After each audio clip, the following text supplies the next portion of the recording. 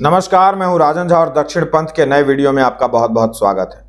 राम मंदिर उद्घाटन के अब दिन नहीं बल्कि कहना होगा कि कुछ ही घंटे शेष बचे हैं। जैसे जैसे 22 जनवरी की तारीख समीप आती गई वैसे वैसे रामद्रोहियों का चेहरा स्पष्ट होता गया। उनकी विषैली और जहरीली सोच अलग अलग बहानों से बाहर आती रही।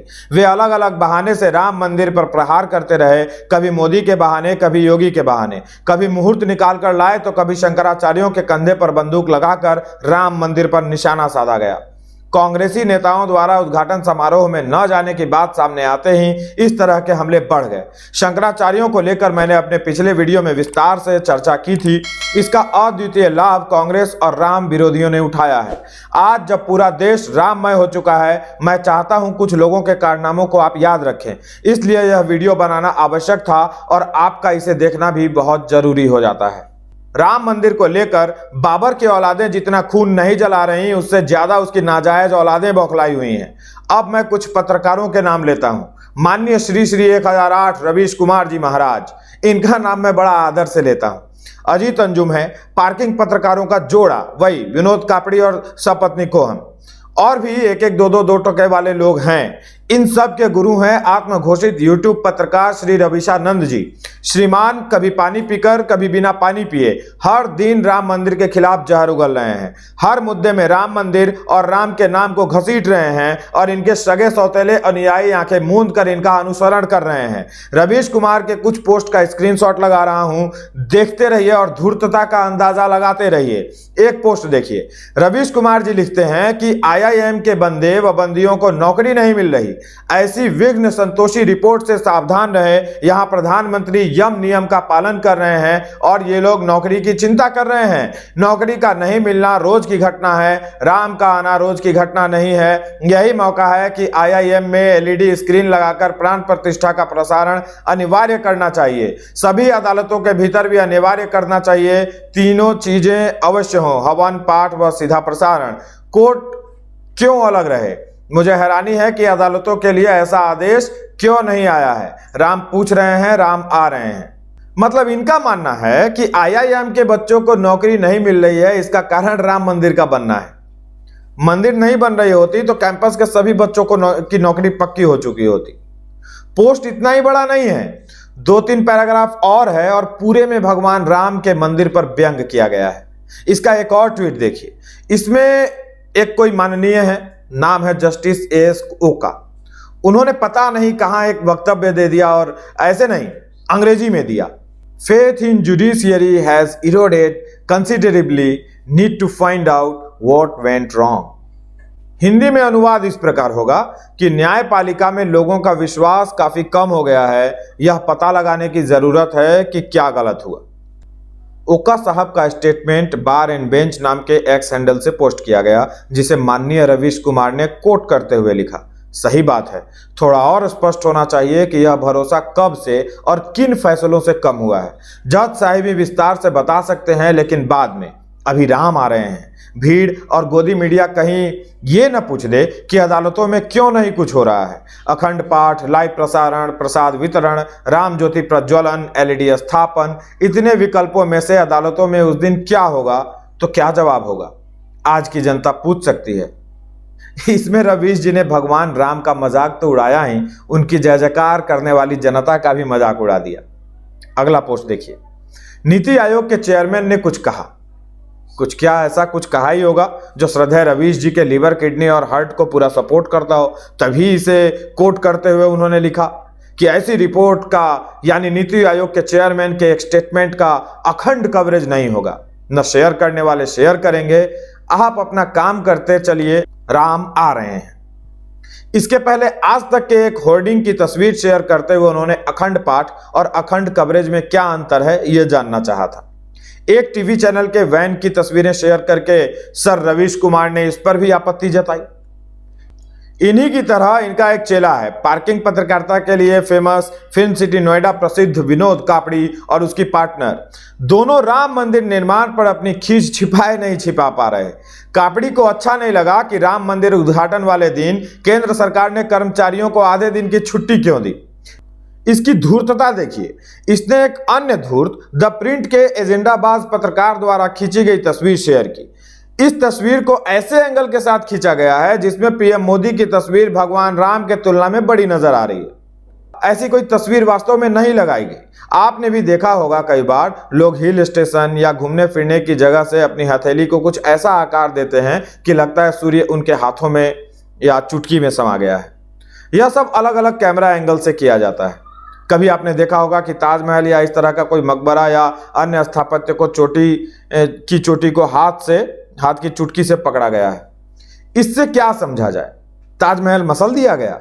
लेकिन सोचिए, कापड़ी जैसे नमूनों के हृदय में हिंदुओं और भगवान राम के मानने वालों को लेकर कितनी नफरत और घृणा भरी हुई है। घृणा का स्तर देखिए। इसने इन दिनों किए गए लगभग अपने सभी पोस्ट में राम का और राम मंदिर का उपहास ही किया। भास्कर ने एक रिपोर्ट प्रकाशित की कि भारत को घेरने के लिए चीन कैसे प्लानिंग कर रहा है और इसे चारों तरफ से घेरने की कोशिश कर रहा है। हालांकि जैसा दिखाया जा रहा है, ऐसा लग रहा है कि भारत बीच में फंस गया। अब चारों तरफ से कौरवों की सेना तलवार निकालेगी और चक्रव्यूह में फंसे अभिमन्यु का वध कर डालेगी। लेकिन ऐसा नहीं है। चीन को घेरने के लिए भारत भी इसी तरह छोटे बड़े देशों और टापुओं पर अपनी पहुंच और पैठ बना रहा है। चीन को काउंटर करने के लिए हम भी कदम उठा रहे हैं, मतलब भारत भी कदम उठा रहा है। हाथ पर हाथ धरे कोई भी नहीं बैठा हुआ। आप कमेंट में कहेंगे तो इस पर मैं एक्सपर्ट के साथ बैठकर पूरी कहानी आपको समझा सकता हूं। लेकिन जब उद्देश्य देश को, अपने को और राम मंदिर को नीचा ही दिखाना हो तो इतना काफी है। मंदिर को घेरना है सो घेर दिया। किसी की फ्लाइट डिले हो गई, उसने फ्रस्ट्रेशन में एक्स पर पोस्ट किया, उसे कोट करते हुए राम मंदिर निर्माण को इसका दोषी ठहरा दिया गया। ऐसे ही भुवनेश्वर एयरपोर्ट पर एक घटना का जिम्मेदार भी अयोध्या में बन रहे मंदिर को ठहराया गया। आप नफरत की पराकाष्ठा देखिए। इसी के सुर में इसकी पार्किंग वाली जो पत्नी है वो इसका सुर में सुर मिला रही है।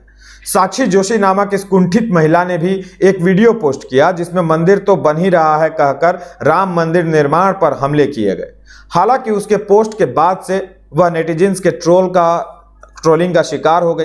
कारण है कि उसका एक पुराना वीडियो निकल आया जिसमें वह किसी बीजेपी प्रवक्ता पर यह कहकर चुटकी लेती नजर आ रही है कि हम राम भक्त चाहते हैं कि मंदिर बने, पर आप लोग मंदिर नहीं बनवा रहे। वहां वह कह रही है कि हमारे आराध्य का मंदिर कब बनेगा, जल्दी से बनवाइए। आज उसी मंदिर निर्माण पर आपत्तियां, घृणा और तिरस्कार, लोगों ने जमकर उसे ट्रोल किया।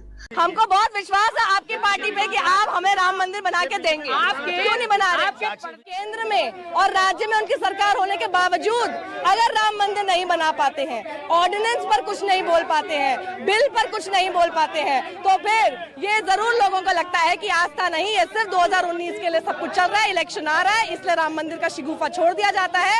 यही एक ऐसी बूटी है जो इलेक्शन में जीत दिलाएगी। ऑर्डिनेंस लाओ ना सर, राम मंदिर बनाइए, भव्य राम मंदिर। हमारी आस्था का इशू है, हमको भव्य राम मंदिर देखना है सर। ऑर्डिनेंस लाइए ना। राम मंदिर बन रहा है ना, 20 करोड़ यूं डाल दो, राम मंदिर बन रहा है, सब कुछ आपका सब सही हो जाएगा अब, क्योंकि राम मंदिर बन रहा है।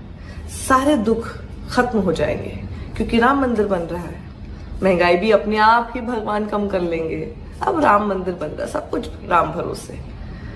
तो प्रधानमंत्री भी राम भरोसे ही रहने वाले हैं। आपको राम जी के दर्शन कराएंगे, जाके दर्शन करो, राम मंदिर बन रहा है बिहार। लेकिन ये ऐसे थित्थर और बेशर्म हो गए हैं कि इन्हें फर्क ही नहीं पड़ता। देश के 100 करोड़ लोगों को ये बीजेपी का ट्रोल बताएंगे। इस लिस्ट में एक और नाम है अजीत अंजुम का। इस आदमी ने मोदी के खिलाफ बोलने वाले शंकराचार्य का इंटरव्यू किया। शंकराचार्यों को लेकर इसके दिल में अचानक प्यार उमड़ पड़ा, जो कि सभी जानते हैं क्षणिक है। हमने 2 शंकराचार्यों के व्यवहार और बातों की आलोचना की, लेकिन फिर भी हम शंकराचार्य के हैं और वे हमारे रहेंगे, क्योंकि यह एक परिवार की बात है। दूसरी बात, जिनका ये इंटरव्यू कर रहे हैं उनकी एक और वीडियो वायरल है।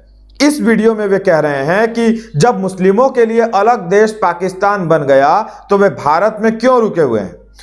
यदि मुसलमान पाकिस्तान नहीं जाना चाहते तो कोई बात नहीं, फिर उस पार्टीशन को खत्म करें और पाकिस्तान का भारत में विलय हो जाए और सब लोग रहें। लेकिन यह कैसे संभव होगा कि आपने यह कहकर देश का बंटवारा कर डाला कि हिंदू बहुल देश में मुस्लिम नहीं रह सकते, लेकिन यहां से गए भी नहीं। ये मेरा नहीं, ये वही जिनको ये सारे लोग आज कोट कर रहे हैं, शंकराचार्य का कहना है। और उस वीडियो के बाहर आने के बाद शंकराचार्य के ये नए नवेले चेले उन्हें गाली देते फिर रहे होंगे। यदि नहीं तो मैं चुनौती देता हूं, एक बाप की औलाद हो तो सामने आए और कहें कि हम शंकराचार्य के हर विचार का समर्थन करते हैं। और यदि वे ऐसा नहीं कर सकते तो उन्हें कोई अधिकार नहीं शंकराचार्यों के विचार से सहमति न रखने वालों पर कोई टिप्पणी करें। कुल मिलाकर ये सब के सब घृणा और कुंठा के इतने बड़े शिकार हो चुके हैं कि डर लगता है कहीं ये 22 जनवरी को अपने कमर में बम बांधकर अयोध्या जी पहुंचकर फटने की कोशिश न करने लगे। ऐसे तथाकथित सेक्युलर हिंदू हमारे देश और समाज के लिए आतंकियों से भी बड़ा खतरा है। इसलिए इनसे हमें सावधान रहने की आवश्यकता है इनके विषैले नैरेटिव को सैनिटाइज करने की, जो मैं करता रहूंगा। आपको वीडियो पसंद आ रहा हो और सहायता करना चाहते हो तो इसे स्कैन करके सहयोग दे सकते हैं। अभी फुल स्क्रीन में भी हम इसको दिखाएंगे। जुड़े रहने के लिए आपका बहुत बहुत आभार।